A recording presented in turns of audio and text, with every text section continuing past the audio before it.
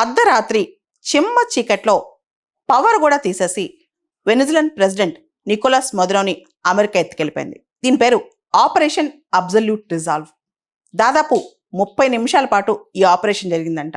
అదే టైంలో వెనిజులన్ క్యాపిటల్ క్యారకస్ ఆ చుట్టుపక్కల ప్రాంతాల్లో 7 ప్రాంతాల్లో బ్లాస్టులు జరిగాయి. దాదాపు 150 ఎయిర్ క్రాఫ్ట్స్ వచ్చాయంట ఆయన ఎత్తుకుపోవడానికి.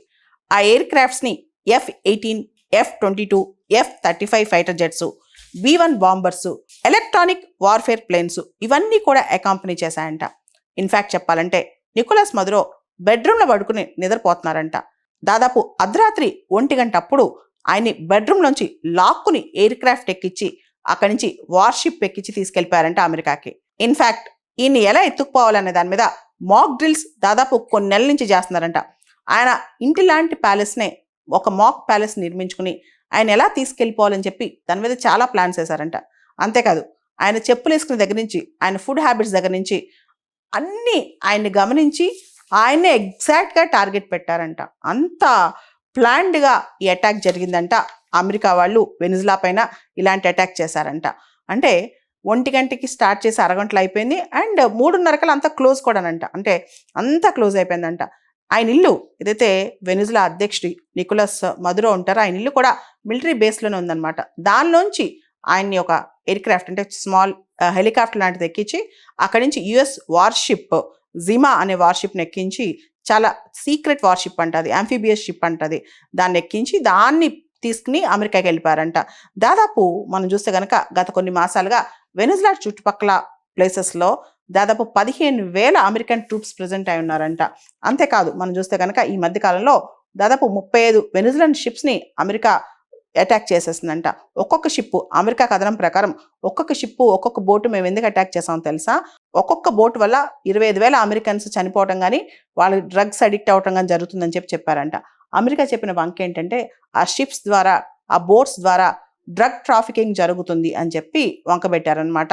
అదొక్కటే కారణం అంటే ఖచ్చితంగా కాదని కూడా మనకు అర్థమవుతుంది. అంతేకాదు అమెరికా దీంతో పాటు నిన్న డొనాల్డ్ ట్రంప్ మరియు జేడీ వ్యాన్స్ ప్రెస్ మీట్ పెట్టి ఎవరైనా పిచ్చి వేషాలు వేస్తే అస్సలు ఒప్పుకోం, ఏదైతే వెనిజులా నికోలస్ మదురోకి గతి పట్టిందో అలాంటి గతే అందరికీ పడుతుందని చెప్పి కొలంబియా, మెక్సికో, క్యూబా కూడా స్ట్రాంగ్ వార్నింగ్ ఇచ్చారంట. అంతేకాదు అమెరికాకు ఒక అహంకారం ఉందన్నమాట. సెంట్రల్ అమెరికన్ మరియు లాటిన్ అమెరికన్ కంట్రీస్ అని కూడా మా బ్యాక్ యార్డ్ మేము చెప్పినట్టు వినాలని చెప్పి. అసలు వెనిజులా పైన ఇంత కసేంటి ట్రంప్ గవర్నమెంట్కి? ఒక అధ్యక్షునాలు ఎత్తుకెళ్ళిపోతారా? అంటే సద్దాం హుస్సేన్ని ఇంతకుముందు ఇరాక్లో క్యాప్చర్ చేశారు. క్యాప్చర్ చేసి అక్కడే ట్రై చేశారనమాట. అంటే అక్కడ ఆయన ట్రయల్ నడిపించారు.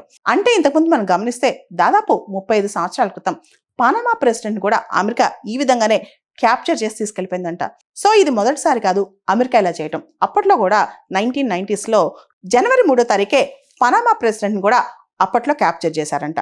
ఇప్పుడు వెనిజులన్ ప్రెసిడెంట్ నికోలస్ మదురో మీద నార్కో టెర్రరిజం, కొకైన్ కాన్స్పిరసీ, అదేవిధంగా కార్టల్ ఆఫ్ సెన్స్ ని ప్రమోట్ చేశాడని ఇలా చాలా అభియోగాలు వేశారు. ఆయన దుయ్యబట్టారు కూడా. ఆయన్నే కాదు ఆయన భార్యను కూడా ఎత్తుకెళ్ళిపోయారు అనమాట. అయితే చైనా, రష్యా, బెలారస్ ఈ దేశాలన్నీ కూడా ఈ అటాక్ ని ఇలా క్యాప్చర్ చేయడాన్ని తీవ్రంగా ఖండించాయి. కాకపోతే ఇజ్రాయెల్, ఉక్రెయిన్ లాంటి దేశాలు దీన్ని సమర్థించాయి కూడా. అసలు వెనిజులా పైన అమెరికా ఇలాంటి యాక్షన్ ఎందుకు తీసుకుంది? వెనిజులా చుట్టూ తన వార్షిప్స్ ఎందుకు పెట్టింది? ప్రెసిడెంట్ ఎందుకు ఎత్తుకుపోయింది? ఇదే పెద్ద ప్రశ్న అనమాట. నికోలస్ మదురోని అమెరికా ఇంత దారుణంగా తీసుకెళ్ళడానికి కారణం ఏంటి? వీటన్నిటికీ చాలా కథనాలే జరుగుతున్నాయి అనమాట. ముఖ్యంగా వెనిజులాది oil economy, oil based economy. ఇప్పటి వరకు కూడా మనం చూస్తే వెనిజులా లాటిన్ అమెరికాలోనే ఆయిల్ రిచ్ కంట్రీ అనమాట. ఇంతకుముందు ఈ ఆయిల్ మొత్తం కూడా గత 30 సంవత్సరాల క్రితం అమెరికన్ కంపెనీస్ చేతిలో ఉండేది. ఇప్పుడు అమెరికా పెత్తనం పోయింది. అండ్ అమెరికా భావిస్తే మొత్తం ఈ లాటిన్ అమెరికన్ కంట్రీస్ అన్ని కూడా అమెరికాకి బ్యాక్ యార్డ్లా వ్యవహరించాలని. ఇప్పుడు అమెరికాకి ఆ స్కోప్ లేదనమాట. దాంతోపాటు చైనా ప్రాబల్యం ఈ ప్రాంతంలో పెరుగుతుంది.